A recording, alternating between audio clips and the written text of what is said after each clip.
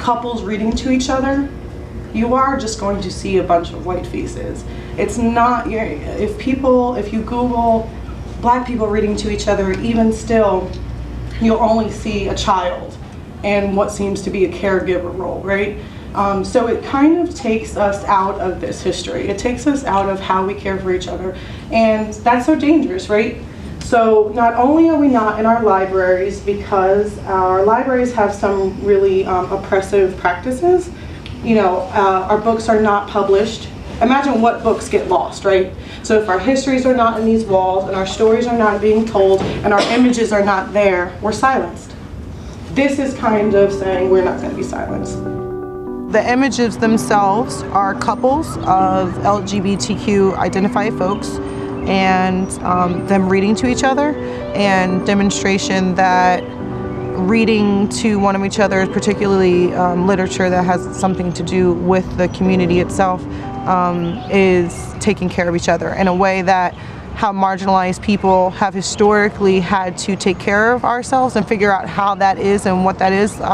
This is something that we've been doing and sharing information and sharing books for a very, very long time. But then it's also for the larger folks, just so, because I feel bad that they, it doesn't do anybody a service by, suppressing these images. There's a transformational power that our literature causes. It evokes this spiritual connectedness. Does everybody ever get quiet in a library?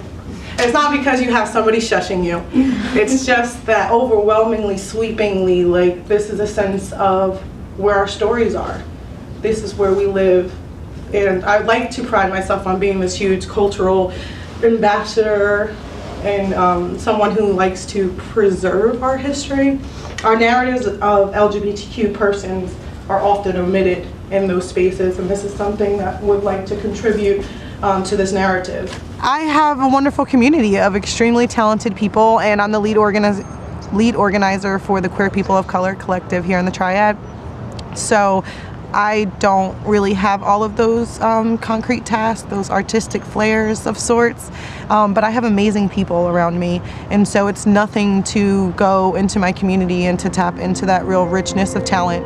And once I found my team, we sent it out to a whole bunch of people as far as a reach that you possibly can. But it definitely came to pass where it was a whole bunch of couples who wanted to celebrate themselves, and they're really excited about the project. So that's how we got all of our participants. Right now, these are seemingly gender non-conforming, genderqueer people and their partners, which are more feminine presenting.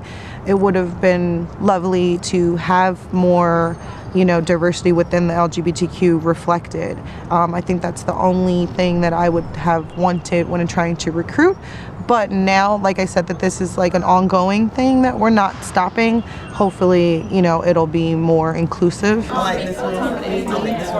We live in a nation that's obsessed with heterosexualism, you know what I'm saying? Everybody's straight until proven, different. And then there's a whiteness within our LGBTQ movements, and so you only get those pictures and those voices. And then, if you don't see anything else, that just means that, we're less valued.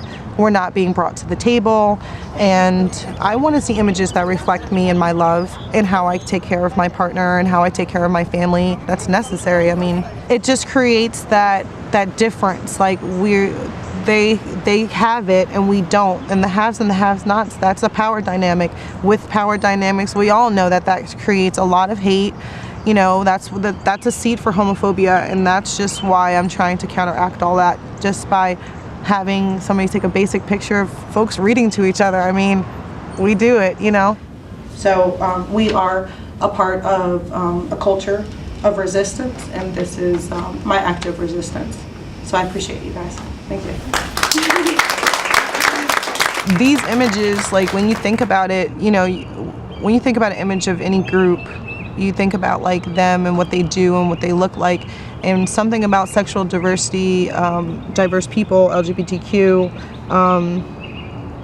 you just think sex, or the majority of folks want to think sex.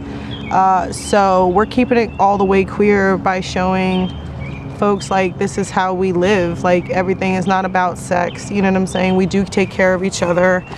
We have no choice but to take care of each other because the systems have left us disenfranchised and without accessibility to lots. Healthcare, citizenship, you know, just decency and rights, you know? So, I don't know what, if that ain't keeping it clear, I don't know what is. You know what I'm saying? Like, we're keeping it all the way clear.